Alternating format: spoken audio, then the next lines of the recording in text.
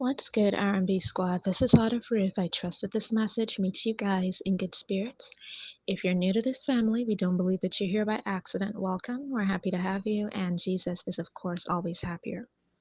The word that I have today comes from a dream that I had, and as per usual, as you listen to the details, you will know whether or not this word is for you. Please eat the meat, spit out the bone, take what's for you, and leave the rest.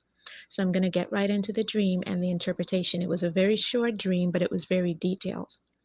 Now, in this dream, there was a woman standing in her kitchen. And as this woman stood in her kitchen, this little girl, who looked to be about kindergarten age, walks into the kitchen. And she starts to have a conversation with this woman. And clearly, the woman didn't know who this child was. So she asked her, she asked, "Who are you?" And the child goes, "Don't you recognize me? Don't you know who I am? I'm your daughter." And then she goes on to identify the woman's God ordained partner as her father. So this child was telling this woman that she was the daughter, her daughter, and her God ordained partner's daughter. So the two of them had a child together. And that was the end of the dream. And as I came away from the dream, I heard the word dibs in my spirit, and the Lord had me go look that the meaning of that word. And if you have dibs on something, that means you have a right or a claim to it. To have dibs on something is to have right or claim to that thing.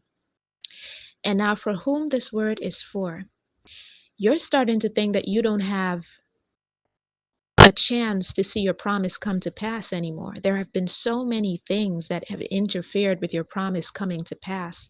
So many agents of the enemy who have tried to steal your promise from you, have tried to block you from entering your promised land.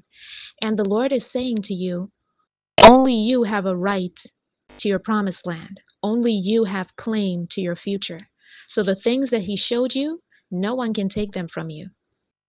The things that He promised you, no one can get in the way of them. If He promised you a God ordained partner, if He promised you marriage, He promised you a child, these things are going to be yours. The enemy nor his agents have no claim whatsoever over your future and over your promises. Only you have right or claim or dibs to your promises or your future. And that's the word. I hope that this message bless someone.